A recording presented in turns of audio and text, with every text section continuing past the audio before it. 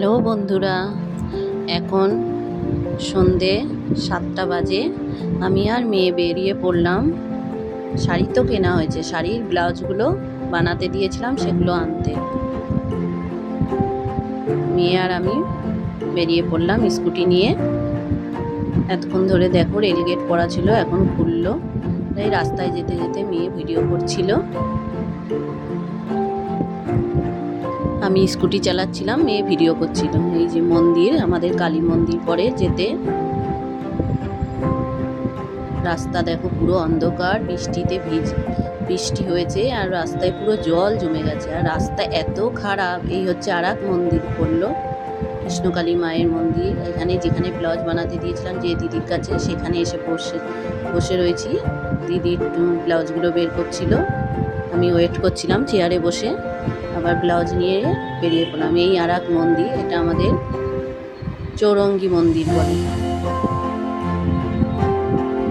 দেখো পুজোর সময় পুজো আসতে চলেছে, রাস্তাঘাট দেখলেই বোঝা যায়। এই চলে আসলাম ফ্ল্যাটে।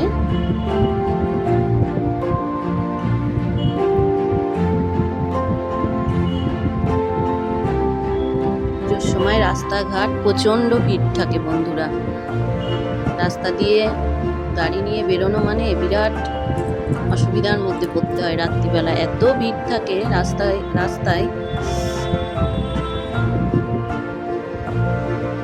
ভিড় তো হবেই, সবাই এখন একটু কেনাকাটি করবে। তোমরাও নিশ্চয়ই কেনাকাটি শুরু করে দিয়েছো।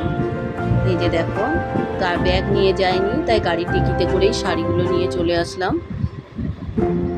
তাই মেয়ে বলছে ব্যাগ নিয়ে যাওনি, এতগুলো শাড়ি নিয়ে ব্যাগ ছাড়াই চলে গেছি।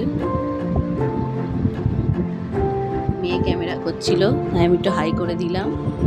এই আমার ঘরে ঢুকে গেলাম। ছেলে ছিল ঘরে, ছেলে পড়াশোনা করছিল। এই আমার ঠাকুর ঘর। এবার দেখো যে শাড়িগুলোর ব্লাউজ বানাতে দিয়েছিলাম সেগুলো তোমাদের দেখাচ্ছি এক এক করে। শাড়িগুলো কেমন হয়েছে দেখে বলবে।